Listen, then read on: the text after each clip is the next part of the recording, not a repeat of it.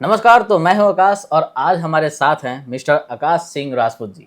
आज हम जिस टॉपिक पे बात करने वाले हैं वो है आईपीएल लीग, जिसके अंदर आपको बता दूं कि मैं इनसे 10 सवाल पूछूंगा और ये 10 सवाल पूरे तरीके से कंट्रोवर्शियल होंगे। अब देखना ये होगा कि क्या ये सारे सवालों का जवाब अच्छे तरीके से दे पाते हैं या फिर बीच में ही इस मंच को छोड़कर उठ खड़े होते हैं।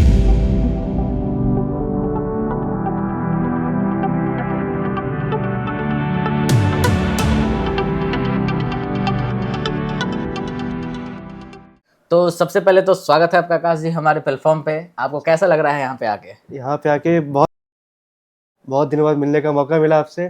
तो बिना किसी देरी के और बिना किसी समय को गवाए चलिए हम अपने टॉपिक पे आते हैं और सबसे पहला सवाल इनसे पूछते हैं। तो आपके लिए सबसे पहला सवाल ये है कि आज के टाइम में जो आईपीएल मैच हो रही है, क्या वो सिर्फ जितने भी टैलेंट है उसको उभारने का प्लेटफॉर्म है या फिर सिर्फ पूंजीपतियों का यानी कि बिजनेसमैन के लिए एक प्रॉफिटेबल बिजनेस बन के रह गया है? जैसे कि मैं बताना चाहूँगा कि हमारे कंट्री में अभी बहुत सारे यंगस्टर्स हैं जो इंडिया के लिए खेलना चाहते हैं, अच्छे प्लेटफॉर्म पे खेलना चाहते हैं, अपनी कंट्री को रिप्रेजेंट करना चाहते हैं। तो जैसे ये प्लेटफॉर्म हुआ, इसमें बहुत सारे ऐसे ऐसी चीज़ें हुई कि जिसमें हमारे नए प्लेयर आएंगे, वो अपना टैलेंट दिखाएंगे। टैलेंट के बेसिस पे उनको उनको आगे का प्लेटफॉर्म मिलेगा, चाहे नेशनल हुआ चाहे इंटरनेशनल की। आईपीएल में जितने भी बिजनेसमैन हुए वो अपने चाहे इसमें इन्वेस्ट करते हैं, वो एक ग्रोथ की तरफ जा रही है। चाहे यंगस्टर्स अपने टैलेंट को यहाँ पे शो करके ग्रोथ करें, चाहे बिजनेसमैन अपने इन्वेस्टमेंट्स को लेकर ग्रोथ करें। चलिए, तो अब मेरा दूसरा सवाल ये है कि क्या आईपीएल यंगस्टर यानी कि जितने भी नए खिलाड़ी आ रहे हैं उनके टैलेंट को उभार रहा है या फिर उन्हें बर्बाद कर रहा है? मैं इसमें कहना चाहूँगा, जैसे कोई भी प्लेयर हुआ, चाहे वो अभी नेशनल खेल रहा हो, अगर डोमेस्टिक खेल रहा हो, उसके लिए ये आईपीएल बहुत ही बड़ा प्लेटफॉर्म है अपने टैलेंट को लोगों तक पहुंचाने का, सेलेक्टर्स तक पहुंचाने का। जो कि हमारे यंग प्लेयर्स हैं, वो ये चाहते हैं कि वो अपने करियर को आगे बढ़ाए, अपने देश के लिए खेलें, अपनी कंट्री को रिप्रेजेंट करें। तो आईपीएल एक प्लेयर को निखारता ही है। कभी भी कोई भी प्लेयर ये नहीं चाहेगा कि हम किसी भी प्लेटफॉर्म पे खेलें तो हम खराब परफॉर्म करें।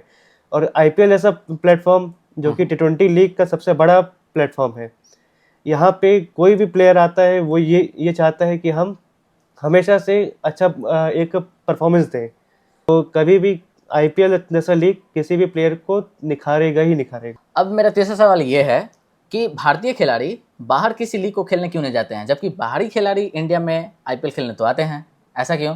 क्या भारतीय खिलाड़ी को बीसीसीआई ने रोक रखा है बाहर जाने से या फिर वो खुद की मर्जी से नहीं जाना पसंद करते हैं? उसका पीछे एक कारण ये है, जैसे हमारी बीसीसीआई ये चाहती है हमारे भारत में बहुत ही नामी प्लेयर जैसे विराट कोहली, हार्दिक पांड्या, एमएस धोनी, रोहित शर्मा, ये सारे ऐसे प्लेयर्स हैं जो कि बहुत चहीते प्लेयर, और भी बड़े नाम इसमें हैं। तो हमारे देश में क्रिकेट को देखने के लिए बहुत सी पॉपुलेशन इकट्ठा होती है। जी। जैसे अभी आईपीएल चल रहा है, तो अभी आप देख रहे होंगे कि आईपीएल में जैसे ही कोई मैच होता है उसमें बहुत सी व्यूज़ आते हैं। हमारे भारत में क्रिकेट का बहुत क्रेज़ है। तो बीसीसीआई ये चाहती है कि जैसे हमारे कंट्री के प्लेयर अगर बाहर खेलने जाएंगे किसी अदर लीग को, तो उस कंट्री का जो व्यूअरशिप होगा वो बढ़ेगा, वो उस कंट्री की जो बोर्ड है वो बढ़ेगी। और कोई भी कंट्री ये नहीं चाहेगा कि उसकी लीग के जो प्लेयर्स हैं वो बाहर जाए और उनके वजह से उनका क्रिकेट बोर्ड कम पड़े। चलिए, तो मेरा चौथा सवाल ये है कि आईपीएल स्पॉट फिक्सिंग के मामले में सीएसके पे बैन लगा था, उस टाइम क्या इसमें महेंद्र सिंह धोनी का भी भूमिका थी? एक्चुअली मैं कहना चाहूँगा, जैसे सीएसके मेरी फेवरेट टीम है, लेकिन फेवरेट की तरफ ना जाके जो सच्चाई है मैं ऑडियंस के सामने वो चीज़ रखूँ। और जो रियलिटी ये है कि सीएसके पे कभी बैन नहीं लगा था, क्योंकि बैन एक चीज़ें होती हैं कि किसी फ्रेंचाइज पे लगा, किसी कंपनी पे लगती है, तो वो परमानेंटली वो चीज़ें उस जगह से हट जाती है। इसे सस्पेंड करना कहना सही होगा। और जहाँ तक की बात है कि क्यों ये बैन लगा था, जैसा आप कह रहे बैन लगा था, तो उसके पीछे का रीज़न ये है कि हमारे जो जो टीम सीएसके है उनके कुछ प्लेयर्स इसमें इन्वॉल्व नहीं थे, ना ही कैप्टन इन्वॉल्व थे, सिर्फ इसमें इन्वॉल्व थी कुछ मैनेजमेंट के लोग। जैसे मैं आपके सामने नाम रखना चाहूंगा, विंदु दारा सिंह, जो कि दारा सिंह के सुपुत्र हैं। अच्छा। तो सीएसके के एक को प्रिंसिपल हैं जो कि इसमें इन्वॉल्व थे विंदु दारा सिंह के साथ। अच्छा। उन्होंने सीएसके के लिए बैटिंग करी थी कि ये जो मामला था वो बैटिंग का था, ना कि फिक्सिंग का था। यानी कि इसमें महेंद्र सिंह धोनी का कोई हाथ रोल नहीं था। ओके, अब मेरा पांचवा सवाल ये है कि किस मशहूर खिलाड़ी ने आईपीएल को तमाशा क्रिकेट कहा था और क्यों? ये सवाल वैसे ऑडियंस को पता भी नहीं होगा कि किसी एक खिलाड़ी ने हमारे आईपीएल क्रिकेट को तमाशा क्रिकेट कहा था, तो इसको जरा आप ऑडियंस को ही बताइए। बहुत पुराना इंसिडेंट है, आज से कुछ साल पहले का।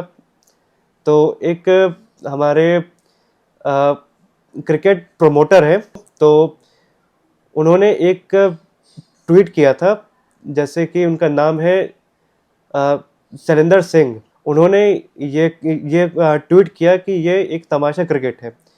उसके पीछे का रीज़न ये है कि जैसे आईपीएल है, आईपीएल कोई इंटरनेशनल प्लेटफॉर्म नहीं है, ये एक डोमेस्टिक क्रिकेट की तरह है, जो कि एक लीग है, जाकि ना कि ये इंटरनेशनल लेवल पे खेला जाता है। कभी भी कोई इंटरनेशनल क्रिकेट होता है जो कि अपनी कंट्री को रिप्रेजेंट करते हैं प्लेयर्स, और ये एक आईपीएल है जो कि एक सिर्फ एंटरटेनमेंट पर्पस के लिए ही बनाया गया है। तो उनका रीज़न यही था कि ये जो प्लेटफॉर्म है एक सिर्फ एंटरटेनमेंट तमाशा खिलाड़ी, तमाशा क्रिकेट है।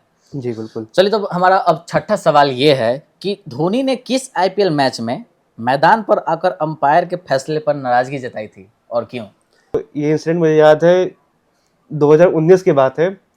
राजस्थान और सीएसके का मैच चल रहा था, जिसमें राजस्थान टॉस जीत के पहले बल्लेबाजी का फैसला करती है।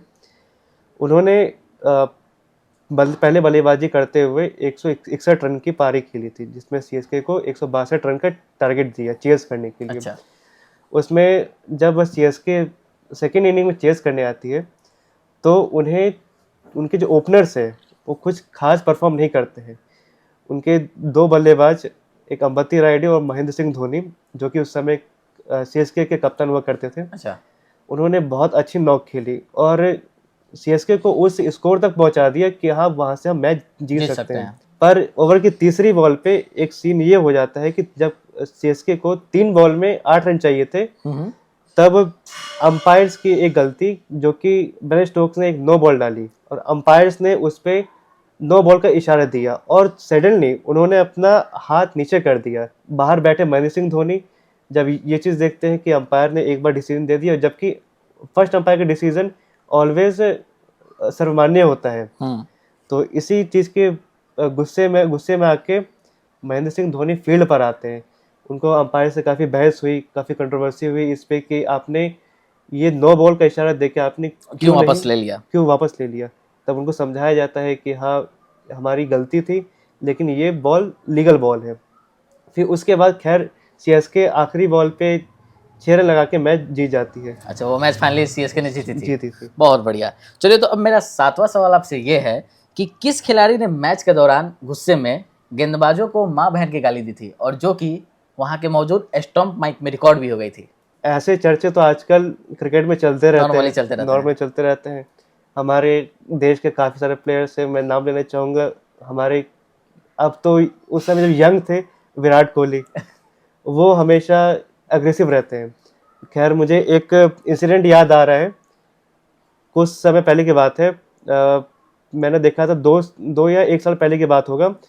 हमारा टेस्ट क्रिकेट चल रहा था ऑस्ट्रेलिया में। अच्छा। तो हमारे यंग बैट्समैन यशस्वी जायसवाल स्ट्राइक पे थे और नॉन स्ट्राइक पे विराट कोहली थे। अब जब विराट कोहली नॉन स्ट्राइक पे हो तो अग्रेशन कैसे नहीं होगा, सामने वाले में भी अग्रेशन आ जाता है। तो विराट कोहली नॉन स्ट्राइक पे जायसवाल। एक इंसिडेंट ये होता है कि जब स्ट्राइक पे कोहली रहते हैं और सिंगल देते हैं जायसवाल को, अचानक से बॉलर बैट्समैन यानी यशस्वी जायसवाल के सामने आ जाते हैं। फिर इंसिडेंट ये होता है कि वो सिंगल थोड़ा सा लेने में उनको डिफिकल्टी हुआ।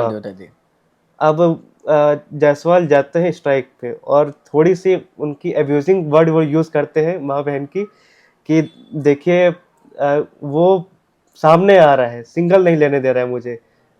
तो यही इंसिडेंट हुआ था, जो वो चीज़ बोला गया था जायसवाल की।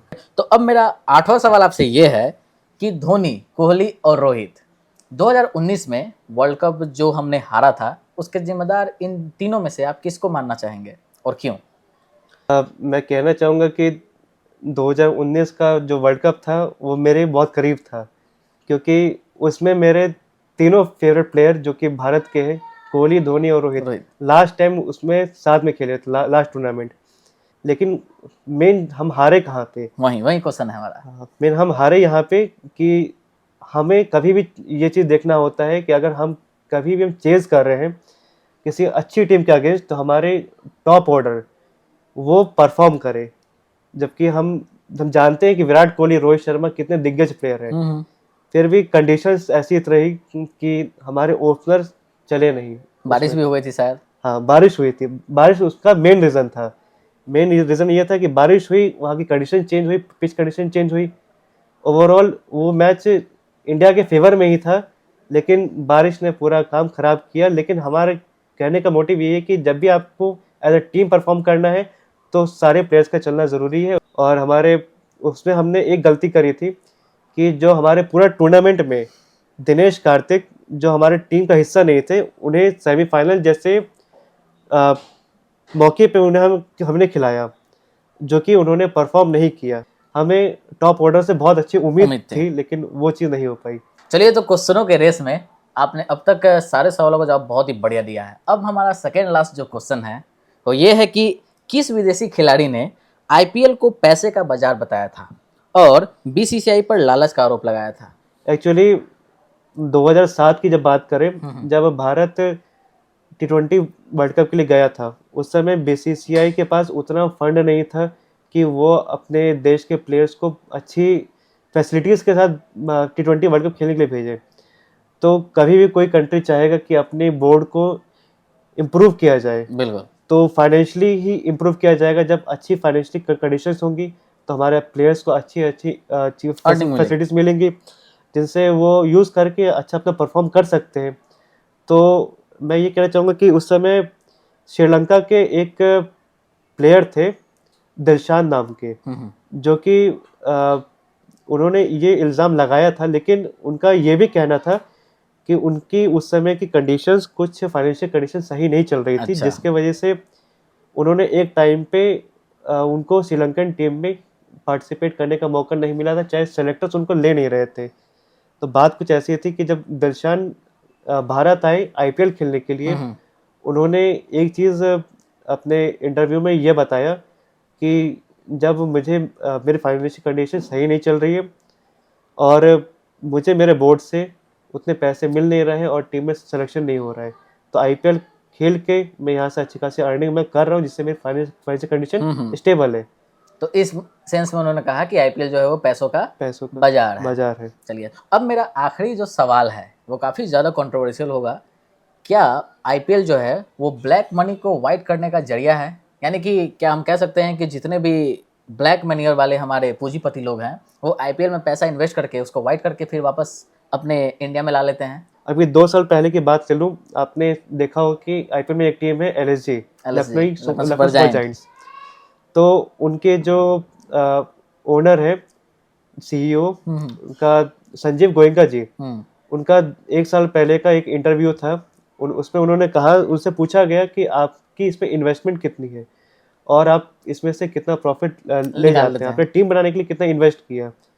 तो उन्होंने बताया कि मेरी इसमें कम से कम 700 करोड़ की इन्वेस्टमेंट है।